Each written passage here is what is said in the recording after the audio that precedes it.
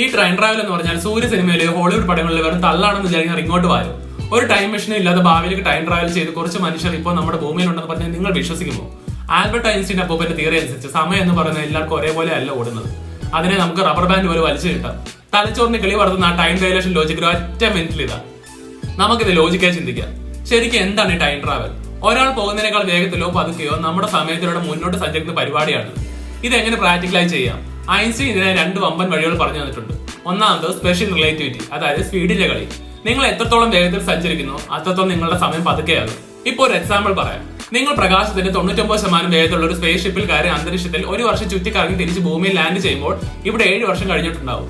അതായത് നിങ്ങളുടെ ക്ലോക്കിൽ 1 വർഷം, ഭൂമിയിലുള്ളവർക്ക് 7 വർഷം. നിങ്ങൾ ആ സിമ്പിളായി ഭാവിയിലേക്ക് ട്രാവൽ ചെയ്തു. രണ്ടാമത് ജനറൽ റിലേറ്റിവിറ്റി, അതായത് ഗ്രാവിറ്റിയുടെ കളി. ഭയങ്കര ഗ്രാവിറ്റിയുള്ള സ്ഥലങ്ങളിൽ സമയം പതുക്കെ ഓടും. ബഹിരാകാശ നിലയത്തിലുള്ള ആളുകൾ വൻ വേഗത്തിൽ സഞ്ചരിക്കുന്നതുകൊണ്ട് ഭൂമിയിലേക്ക് തിരിച്ചു വരുമ്പോൾ നമ്മളെക്കാൾ സെക്കൻഡുകളുടെ ചെറിയൊരു ഭാഗം പ്രായം കുറഞ്ഞവരായിരിക്കും. അവരൊക്കെ ജീവിക്കുന്ന ട്രെയിൻ ട്രാവലർമാരാണ്. മൂന്നാമത്തത് ഫ്യൂച്ചറിൽ പോയി മാറ്റം വരുത്തിയാൽ. പലരുടെയും സംശയമാണ്, ഭാവിയിൽ പോയി വല്ല മാറ്റവും വരുത്തിയാൽ എന്ത് സംഭവിക്കുന്നു? ബോസ്, ഭാവിയിലേക്ക് പോവുക എന്നത് ഒരു 1 വേ ടിക്കറ്റ് പോലെയാണ്.